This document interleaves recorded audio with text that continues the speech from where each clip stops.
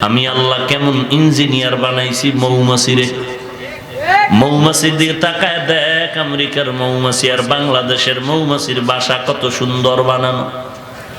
এক একটা বাসার মধ্যে 20 কেজি মধু থাকে, গাছের ডালার সাথে নিচ দিয়া লাগানো ওই পুরা বাসাটা, খইয়া পড়িয়াও যায় না, কোনো নাট স্ক্রুপ কিছু নাই। এরপরে ওদের প্রত্যেকটা মধু রাখার বোতলের মুখ খোলা, নিচের দিকে 20 কেজি মধুর একটা ফোঁটাও জমিনে পড়ে না। এরপরে দেখবি ওদের bedroom, drawing room, dining room, bathroom সব আলাদা আলাদা, মধু রাখার জায়গা আলাদা, ঘুমানোর জায়গা আলাদা, বাথরুম আলাদা। একটা রুম আর একটা রুমের সাথে সুতা লাগায় দেখ, এক চুল পরিমাণ ব্যবধান নাই, সব সমান, একই কোয়ালিটি। আমেরিকার মৌমাছির দিয়ে তাকায় দেখ, বাংলাদেশের মৌমাছির বাসার দিয়ে তাকায় দেখ, মনে হয় যেন এরা সব একই ওস্তাদের ছাত্র। চড়ুই পাখির দিয়ে তাকায় দেখো, তাল গাছে বাসা বাঁধাইয়া ওখানে ঘুমায়, ওখানে খায়। এই চড়ুই পাখি, নারিকেল গাছে কেন বাসা বাঁধলি না? চড়ুই পাখি বলে, আমরা চমৎকার গবেষকায় জমিনে আসছি, আমাদের গবেষণার রাডারে ধরা পড়লো নারিকেল গাছ বুলবুল নামের তুফান আনলে ভেঙ্গে যাবে, নার্গিস নামের তুফান আর ঘূর্ণিঝড়ে যত করাই গাছ আছে সব ভেঙ্গে যাবে, কিন্তু যত মহাপ্রলয়ঙ্কারী ঝড় আসুক না কেন তাল গাছ সহসায় ভাঙবে না। আমাদের নিচ্ছিদ্র নিরাপত্তার জন্য আমরা তাল গাছে বাসা বানাইছি। কি দিয়া বানাইছি দেখ, এমন সুন্দর ঘাসের কাটা দিয়া, ছোট ছোট অংশ দিয়া, নাড়া দিয়া, খের কুটা দিয়া সুন্দর একটা বাসা বানাইছে তাল গাছের মধ্যে, নিখুঁত। বাচ্চাগুলো থাকার জায়গা আলাদা, নিজেরা থাকার, স্বামী আর স্ত্রী থাকার জায়গা আলাদা। এরে বান্দা, মানুষ তুই কে পরিমাণ দুর্বল, মেধার দিক থেকেও দুর্বল, কথা বলার দিক থেকেও দুর্বল, চলাফেরার দিক থেকেও দুর্বল। এরে বান্দা, এত দুর্বলতা তোর মধ্যে, এই দুর্বলতার মধ্যে বান্দা তুমি একা চলতে পারবা না, অবশ্যই তোমার কারো না কারো সহযোগিতা নিতেই হবে। সহযোগিতা ছাড়া চলার উপায় আছে? কেউ যদি বলে আমি কারো সাহায্য নিব না, একা একা চলবো, একটা গরিব বললে কিছু সময় চলতে পারবে, কিন্তু কোন ধনী চলতে পারবে না। আপনাদের আইনতে এলাকার থেকে একজন ধনী মানুষ, গরিব যদি রিকশায় উঠে যায়, রাস্তার মাঝখানে গিয়ে যদি রিকশা নষ্ট হয়ে যায়, পোস্তগলা ব্রিজ পর্যন্ত গরিব কিন্তু দৌড়াইয়া হাঁটিয়া যেতে পারবে, কিন্তু বড় লোক যদি রিকশায় উঠেই যায়, মাঝখানে গিয়ে যদি নষ্ট হয়ে যায়, ওই বান্দা দৌড়াইয়া পোস্তগলা পর্যন্ত যেতে পারবে না, দুর্বল হয়ে যাবে। এরে নবীর উম্মতের দল, তাহলে একা একা চলার কোনো উপায় নাই, প্রত্যেকটা মানুষের কারো না কারো সাহায্য নিয়েই চলতে হবে। এই হলো এক কথা। সাহায্য সকলের প্রয়োজন আছে না নাই? স্বয়ং সম্পূর্ণ জগতে কেউ আছে? কেউ একজনের বাড়ি গাড়ি টাকা পয়সা সন্তান সম্পদ সব আছে, এরপরও বান্দা স্বয়ং সম্পূর্ণ না, বরং বেশি অন্যর তুলনায় সে অসহায়। গাড়ি কিনছে, আরে এত সুন্দর গাড়ি, নিজের ঘরের থেকেও খুব দামি এবং আরাম। ওই বান্দারও আল্লাহ মাঝে মাঝে কিন্তু রিকশায় চড়ায়। এই বেটা, তোর গাড়ি গেল কই? কয় না, হঠাৎ ডিস্টার্ব, এখন আমার রিকশা ভ্যানে যেতে হবে, সিএনজিতে যেতে হবে। আল্লাহ এটা দেখায়, বান্দার হাতের কিছু না, আল্লাহ দেখায়, অহংকারী যেন করতে না পারো। তাহলে এতক্ষণ আলোচনায় কি বুঝলেন? সাহায্য ছাড়া চলার উপায়, যত বড় বাহাদুর হোক না কেন, বরং যে যত টাকাওয়ালা সে তত বড় অসহায়, সে তত বড় অসহায়। তাহলে সাহায্য অবশ্যই নিতে হবে, কার থেকে নিব এইটা হলো কথা। এমন একজন থেকে সাহায্য নিতে হবে যার মধ্যে তিনটা দুর্বলতা নাই। কয়টা? কষ্ট হচ্ছে আপনাদের? সাহায্য ছাড়া চলার উপায় নাই। তবে কার থেকে তুমি সাহায্য নিয়ে চলবা, এটার জন্য এমন একজন থেকে সাহায্য নিতে হবে যার মধ্যে তিনটা দুর্বলতা নাই। এক নম্বরে পিছুটান নাই, দুই নম্বরে অভাব নাই, তিন নম্বরে যার স্বার্থ নাই। তিনটা দুর্বলতা যার নাই তার থেকে সাহায্য পাইবা একুরেট। আরে তিন দুর্বলতা যার আছে তার থেকে পাইতে গিয়েও পাইবা না, যা পাইবা ভেজাল। ৫,০০০ টাকা চাইবা, ৫,০০০ টাকা নিবা, দিতে চায় না, ফট করে দেখবা তিনটা নোট জাল। কারণ ওই তিনটা দুর্বলতা তার আছে। এক নম্বরে তার থেকে সাহায্য নাও যার পিছুটান নাই, দুই নম্বরে অভাব নাই, তিন নম্বরে যার স্বার্থ নাই। এবার আপনারা একটু ভালো করে ধ্যান খেয়াল করে দেখেন, জমিনের মধ্যে এমন একজন কোটিপতি, এমন একজন ব্যক্তি আছে নাকি যার পিছু টান নাই? এমন একজন আছে? বরং দেখবেন যে যত বড় লোক টাকাওয়ালা তার পিছু টান তত বেশি। একটা গরিব অভাব পড়ে আছে, নিজের পিছুটান, পেটের খাওয়ার চিন্তা, সন্তানের চিন্তা, মেয়ের চিন্তা, ছেলের চিন্তা, পরিবারের চিন্তা। যারা আর একটু বড় তারা সংসারের চিন্তা, সমাজের চিন্তা।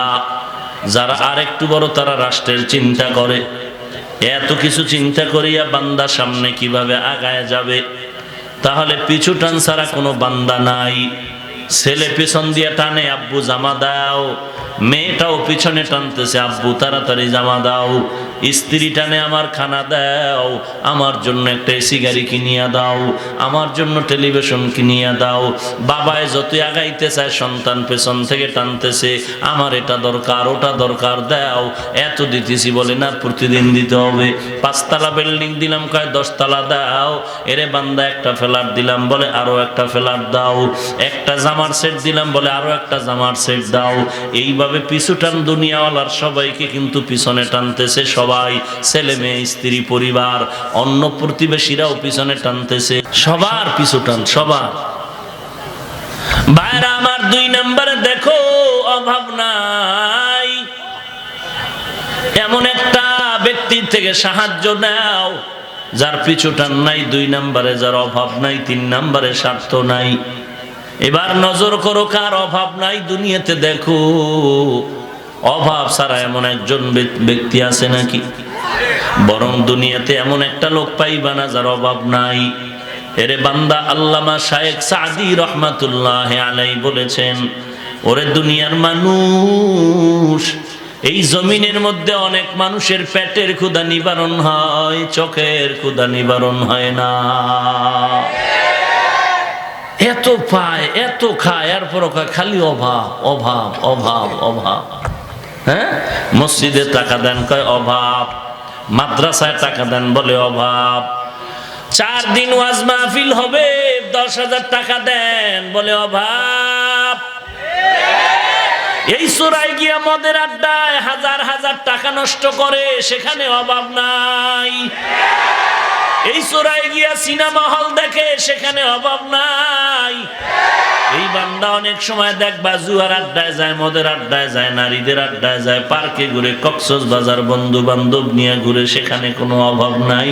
মসজিদে চাইলে বলে অভাব, মাদ্রাসায় কিছু দান করতে গেলে বলে অভাব, আল্লাহর দ্বীনের পথে দান করতে গেলে বলে অভাব। এরে নবীর উম্মতের দল, এই জন্যই তো বললাম, আল্লামা শায়েখ সাদি বলেন, মানুষের পেটের ক্ষুধা নিবারণ হলো, চোখের ক্ষুধা নিবারণ হয় না। টিনের ঘরওয়ালা বয়ে, খেরের ঘরওয়ালা বয়ে বয়ে কাঁদতেছে। এ ভাই কান্দো কেন? বলে টিনের ঘরের শান্তি তো জীবনে পাইলাম না, কপাল বড় খারাপ। দৌড়াইয়া গেলাম, টিনের ঘরওয়ালার কেমন আরাম। টিনের ঘরওয়ালাও দেখি কান্না করে। কি ব্যাপার ভাই, কান্দো কেন? বলে কান্না করি, বিল্ডিং এর মজা তো কপালে নাই, কপাল বড় খারাপ। বিল্ডিং ওয়ালার কাছে গিয়ে দেখি কি আরাম। বিল্ডিং ওয়ালা বলে আমার মতো অশান্তিতে জমিনে আর একজনও নাই। তাহলে অভাব ছাড়া আছে কেউ? বরং যে যত বড় লোক সে তত অভাবী। গরিব যারা আছে 100 টাকা হইলে তার অভাব চলে যায়, যারা বড় লোক তার লক্ষ লক্ষ টাকায়ও অভাব শেষ হয় না। কি পরিমাণ অভাবী এই বড় লোক! এর নবীর উম্মতের দল, একটা বড় লোকের 5 তলা বিল্ডিং এত সুন্দর, বাংলাদেশের সব গরিবরা যদি বলে কোন বড় লোকের ঘরে কাজ করব না, 1 সপ্তাহ টাইম প্রত্যেকটা বড় লোকের টাইলস মোজাইক করা বাড়িটা হবে গরুর ঘর, আর তার নিজের জীবন হবে পঙ্গু জিন্দেগি। কারণ কি? কারণ কি? বড় লোকের জুতা মুছে দেয় গরিব, বড় লোকের বাথরুম পরিষ্কার করে দেয় গরিব, বড় লোকের খানা পাকায় দেয় গরিব, বড় লোকের জামা কাপড় ধুয়ে দেয় গরিব। গরিব যদি কাজ না করে 1 সপ্তাহের মধ্যে বড় লোকের টাইলস আর মোজাইক করা ঘর হবে গরুর গোয়াল ঘর, আর তার জীবনটা হবে পঙ্গু জিন্দেগি। এরে নবীর উম্মতের দল, এই জন্যই বললাম যত বড় বড় লোক সে তত বড় অভাবী, তত বড় অসহায়। গরিবরা তো নিজের জামা নিজে ধুইয়া দেয়, নিজেরটা নিজে করে, নিজের পাক নিজে করে। বড় লোক করে? হ্যাঁ, ছেলেরে যদি খাই, ছেলে ঢাকার শহরে তোরে একটা বিল্ডিং লিখিয়ে দিব, মাথায় কোরআন নিয়েও বলতে চাই একটা ফ্ল্যাট তোর নামে দিব, দৈনন্দিন তোরে আমি 20,000 টাকা পকেট খরচ দিব। সন্তান যদি বলে আব্বা তুমি এত আদর করো কেন? আদর করি এই জন্য, তোর একটা ডিউটি হলো প্রতিদিন আমি বাবার জুতা দুটো মুছে দিবি। টাকার লোভে পরে বড় লোকের বাচ্চা 1 দিন 2 দিন হয়তো বাবার জুতা মুছবে, কিছুদিন পর আর ওখানে যাবে না। তাহলে এই বড় লোকের কাজ কারা করে? গরিব। গরিব যদি কাজ বন্ধ করে দেয় তাহলে বড় লোকের জীবন কি হয়ে যাবে? পঙ্গু হয়ে যাবে। অথচ কি হইল? এই গরিবের সাথে বড় লোক করে জুলুম, ঠিক মতো বেতন দেয় না, এরপরে মারধর করে, গালাগালি করে, কত অত্যাচার। অথচ নিজের ছেলে কাজ করে না, বাবার সব খাইয়া তুষ বানাইতেছে, বাবার কোনো চিন্তাই নেই। নিজের ছেলে মেয়ের জামা লাগবে 1 সেট, কিনছে 10 সেট করে, অথচ গরিবের টাকা বেতন না দিলে ঘরের চুলায় আগুন জ্বলবে না, ঈদের বাজার হবে না। ওই বড় লোক নিজের স্ত্রী সন্তানের জন্য মার্কেটিং করলো, শপিং করে ফেললো, যেখানে লাগবে 1 সেখানে 10। কিন্তু গরিব তোমার বেতন না দিলে তার চুলায় আগুন জ্বলে না, বাজার চলে না। ওই গরিবের টাকা ঘুরায়, চাইতে গেলেও ধমক দেয়, মার দেয়। কত গরিবরে ধমকায়, কত গরিবরে অত্যাচার করে। মিডিয়ার যুগ, সবই আজকে ফ্ল্যাশ হয়ে যাচ্ছে। তাহলে অভাবী সবাই দুনিয়ার কি? অভাব। 2 নাম্বার গেল অভাব যার নাই, সাহায্য নিতে হবে তার থেকে যার অভাব নাই, পিছুটান নাই, স্বার্থ নাই। এবার তাকায় দেখেন স্বার্থ নাই এমন একজন বান্দা আছে নাকি? স্বার্থ নাই? পীর সাহেবের স্বার্থ নাই। স্বার্থ মানে মুরিদেরটা খাইয়া নিজের পেট মোবারক তিমি মাছ বানাইছে। নিজেরটা না মুরিদেরটা? মুরিদেরটা খাইয়া বিশাল অট্টালিকা বানাইছে পীর সাহেব, অথচ আল্লাহর কোরআন পড়তে জানে না, হাদিস জানে না। আল্লাহর বান্দাদের সামনে দাঁড়াইয়া 2 রাকাত নামাজের ইমামতি করতে পারে না। এ হইল মাহবুবে সুবহানি আর কুতুবে রব্বানি। একক তো নামাজ পড়াইতে পারে না মুরিদের সামনে দাঁড়ায়া। এ হইল মুজাদ্দেদে জামান, আন্তর্জাতিক বেঈমান। আসতে বললেন কেন? সমস্যা কোনো? আমিও পীরের মুরিদ, তবে আমি পীরকে মানি ততক্ষণ, পীর আমার আল্লাহ এবং নবীর তরিকায় চলবে যতক্ষণ। যেই পীর আল্লাহ মানে না, নবী মানবে না, তাকে মানাও যাবে না। সে আল্লাহর যেমন দুশ্মন আমারও তেমন দুশ্মন। আল্লাহ আমাদের বুঝার তৌফিক দান করেন। যেই পীর মুরিদানের ইমামতি করতে পারে না নামাজে, ও পীর হওয়ার যোগ্যতা রাখে না। তুমি গরুরে যদি পূজা করো, তোমার সাথে তর্ক করার আমার সময় নাই। তোমার কবরে তুমি যাবে, তোমার পিডা তুমি খাবে, তোমার বেতের বাড়ি তোমার খেতে হবে। বাকি ইশারাতান বলে দিলাম, আমিও পীরের মুরিদ, তুমিও পীরের মুরিদ। তবে মুরিদ হওয়ার মাকসাদ আমি জান্নাতে যাব। পথ চিনি না, পীর চিনাই দিল কি? আমি পথ চিনা না, পথ চিনাই দেওয়ার একটা লোক লাগবে না? এখন এক কানারে ধরে যদি কে কানার ঘরের কানা, তুই আমার পথটা দেখাই দিত। অন্ধরে যদি কে পথ দেখা পারবে? তোরে দেখাই লইয়া দোনোজন খাদায় কি? তো তুমিও মূর্খ, তোমার পীর বদমাশটাও মূর্খ।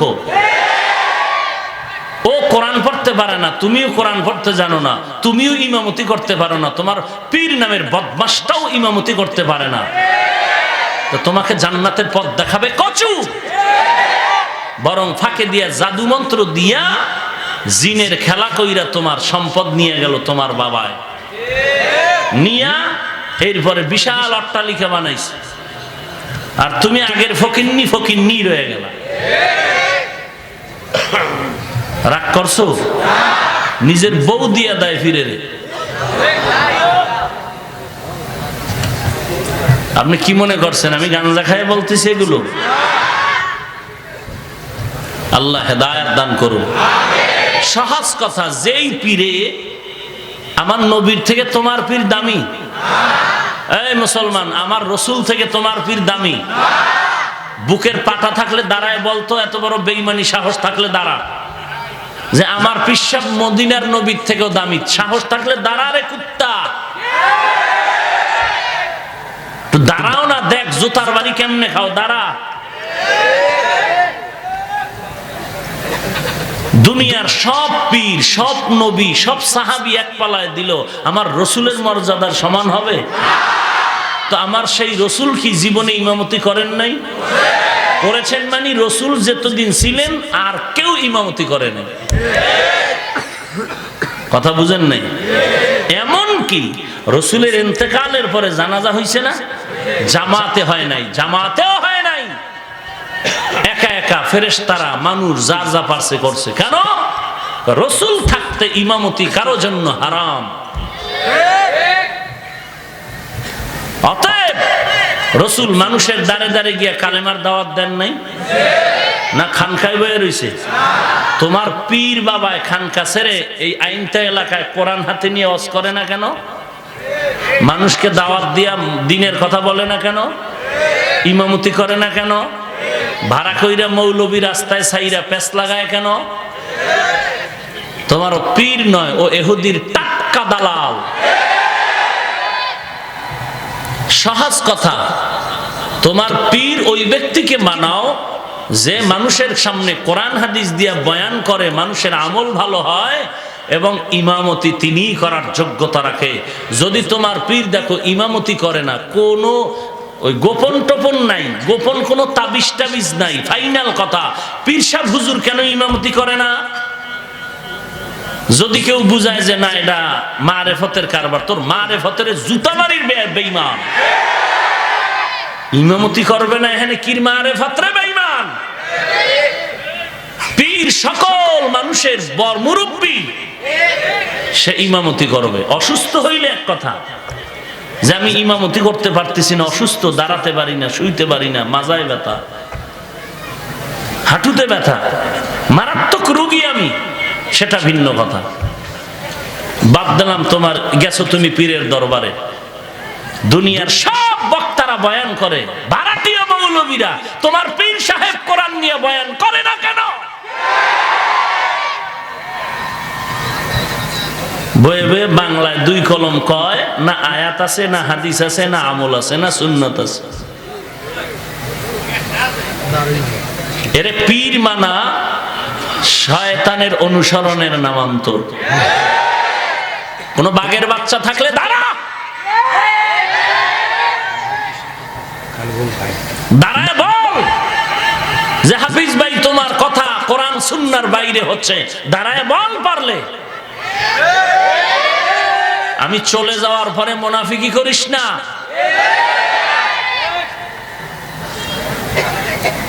মাস্তানির দ্বারা ইসলাম হয় না, গাদ্দারি করে ইসলাম হয় না। গাদ্দারি আর মাস্তানি করে ইসলাম পালন করা যায় না। খুব সাবধান। ইসলাম তোর বাবার কথায় চলে না, ইসলাম চলে মদিনার থিওরিতে।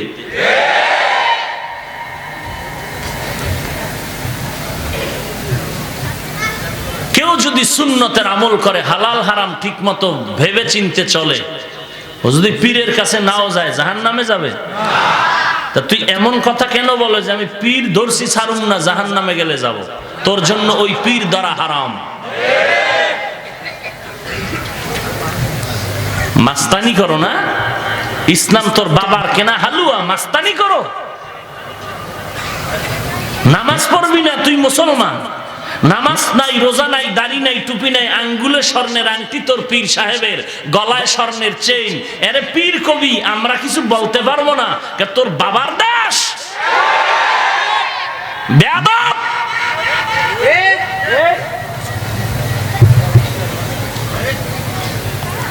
ইসলামটা তোর বাবার কেনা সম্পদ, যে তুই দাড়ি না রাখলেও তুই পীর, টুপি না পরলেও পীর, ইমামতি করতে জানবি না তারপরও তোরে পীর বলতে হবে? তোর মতো শয়তানকে পীর বললে শয়তান বলবো কাকে? তোর মতো বাটপারের যদি পীর মানতে হয় তো শয়তানরে কি মানবো?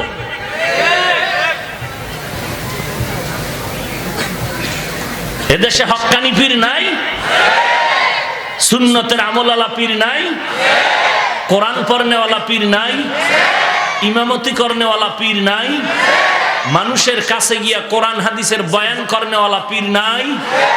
এগুলো চোখে বাজে না তোমার? গাঞ্জা খাইতে হেন যাও কেন? হ্যাঁ, ল্যাংটার দরবারে গাঞ্জা খাইতে যাও কেন? কারণ কি? তুমি না আল্লাহওয়ালার কাছে যাবা, আল্লাহওয়ালার কাছে যায় তুমি আল্লাহরে তালাশ করবা, তুমি গাঞ্জা তালাশ করো কেন? তুমি 20 বছর পীরের দরবারে গেছো, দাড়ি উঠে না কেন? তুমি 20 বছর পীরের দরবারে ঘুরো, রসুলের সুন্নতের টুপি নাই কেন? গাঞ্জা খাও কেন? বিড়ি টানো কেন? মদ পান করো কেন? বেপরদায় চলো কেন? বুঝা গেল গাছ যেমন ফল তেমন, তোমার পীর যেমন বাটপার তুমিও তেমন বাটপার। কি মাহফিল কমিটি সমস্যা হইতেছে কোনো? আগামী বছর বন্ধ হইব নি মাহফিল?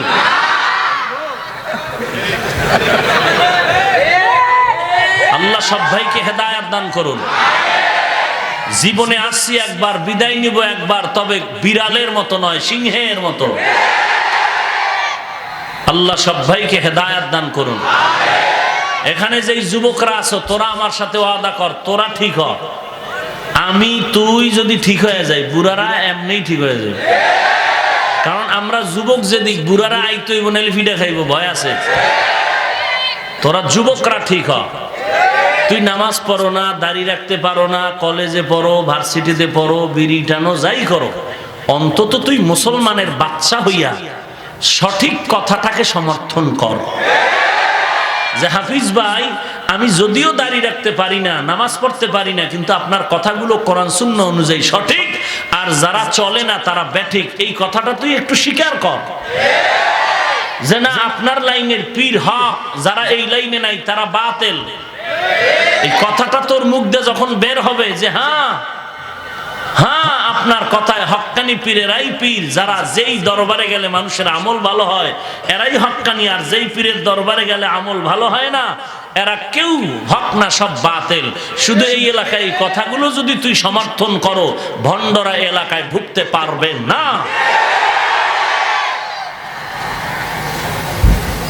বলবি তাহলে এরাই পীরগিরি করে কেন? শুরুতে কি বলছি? লোভ, লোভ, লোভ, লোভ। কি কয় প্রকার? ক্ষমতার লোভ, সম্মানের চেয়ার পাওয়ার লোভ, মুরিদের টাকা খাওয়ার লোভ। কি খাওয়ার লোভ? একটা লোক দাঁড়ায় বলছে অমুক পিসাব এক গরিবের বাড়ি কইরা দিছে। দাঁড়ায় বলতো একজন পিসাব গরিব মুরিদের বাড়ি বানায় দিছে, আছে? বরং ওই গরিবেরটাও খাইয়ে তুইছে বীর। কি বুঝলেন এতক্ষণ আলোচনায় আমি পীরের বিরোধী না, আমি ইহুদির দালালের বিরোধী। আল্লাহ সব ভাইকে হেদায়েত দান করেন। সাহায্য লাগবে নি? সাহায্য এমন একজন থেকে নিতে হবে যার মধ্যে তিনটা দুর্বলতা, এক নম্বরে পিছুটান নাই, দুই নম্বরে অভাব, তিন নম্বরে স্বার্থ নাই। স্বার্থ নাই এমন কেউ আছে? হ্যাঁ, একটা জায়গায় সবার একটা চিন্তা ছিল ফাইনাল বাস্তব, যে আব্বার স্বার্থ নাই, আম্মাজানের স্বার্থ নাই। কিন্তু সোনার বাংলায় কি দেখলাম? স্বার্থের টানে সে আব্বা আম্মাও সন্তানকে হত্যা করে, স্বার্থের টানে সন্তানও আব্বা আম্মাকে হত্যা করে। তাহলে বুঝলাম যে মা যেহেতু স্বার্থের টানে সন্তানের মারে, তাহলে বাপ মা যেহেতু স্বার্থপর, তাহলে দুনিয়ার আর কেউ নাই যার স্বার্থ নাই। সব স্বার্থপর, সব স্বার্থপর। কেরানীগঞ্জ থানায় যাও, ডায়েরি খুলো, দেখবা বহু মা বাবা সন্তানের বিরুদ্ধে মামলা দিয়ে রাখছে, বহু সন্তান পিতামাতার বিরুদ্ধে মামলা দিয়েছে। তাহলে বোঝা গেল সবাই কি পর? স্বার্থপর। তাহলে সাহায্য নিতে হবে এমন একজন থেকে যার স্বার্থ নাই, অভাব নাই, পিছু টান নাই। ফাইনাল অ্যান্সার হলো এই তিনটা দুর্বলতা নাই একজনার মাত্র, তিনি হলেন আল্লাহ। তিনি কে? অতএব সাহায্য কার কাছে যাবি? আমার নবীর থেকে দামি পিসাবের নাম কি? আমার রসুল থেকে দামি পীর আছে? মুফতি সাহেব? আমার নবীর থেকে দামি মুফাসসির? আমার নবীর থেকে বড় আল্লামা নাই। ওই নবীর হায়াত কত ছিল? কথা কন না কেন? ওই 63 বছরে নবীজির কখনো কিছু প্রয়োজন হইতো কি হতো না? কোন মাজারে গিয়া চাইতেন? আইয়ুব নবীর? তা খাজা মঈনুদ্দিনের? আবু হানিফার মাজারে? মুসা নবীর মাজারে? ইসমাইল নবীর মাজারে? বাবা ইব্রাহিম নবীর মাজারে? বাবা আদম নবীর মাজারে? কার কাছে চাইতেন? ওই নবী যদি আল্লাহর কাছে চাইতে পারে, তোমার চাইতে এত অ্যালার্জি কেন রে বেহায়া?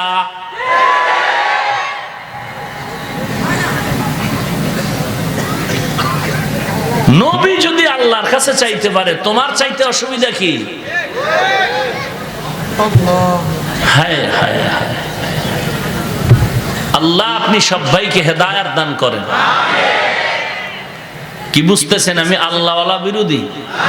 হ্যাঁ, এখানে দাঁড়ায় একজন বলো, এই দেশের বাঙালি মানুষ তো শাহজালালের ভক্ত, শাহপরানের ভক্ত, খাজা মঈনুদ্দিন চিশতির ভক্ত। এই যেগুলোর নাম বললাম, শাহজালাল, শাহপরান, খাজা মঈনুদ্দিন, বড় পীর আব্দুল কাদের জিলানী, শাহ আমানত, শাহ আলী, খানজাহান আলী, শাহ মাকদুম, এরপরে আরো উজানি, চরমনাই, শরীয়তপুর, বাহাদুরপুর, হাজী শরীয়তুল্লাহ, কারি ইব্রাহিম উজানি, এরপরে সারসিনার নেসারউদ্দিন রহমাতুল্লাহ আলাই, এরপরে পীরজি হুজুর, হাফিজি হুজুর, শামসুল হক ফরিদপুরি সহ আরো যত পীরের নাম আপনারা জানেন। এই কি বলবো, মাইজবান্ডারের প্রথম পীর, আটরশির প্রথম পীর, এরপরে আরো কি সুরেশ্বর, দেওয়ানবাগ, এডি তো ফরেন, একেবারে এদের মূল গোড়ার পীর যারা, এগো একটু দেখাও তো এরা কোন মাজারে গিয়ে বলছেন আমারে টাকা দাও, সন্তান দাও, বাড়ি দাও, গাড়ি দাও। আজকে তুমি এখন পারবা না, তুমি আমারে পরেও যদি পাও যে হ্যাঁ খাজা মঈনুদ্দিন একদিন অমুক পিসাবের মাজারে গিয়া কাইন্দা কইছে আমার ছেলে দাও, যদি কোথাও ইতিহাস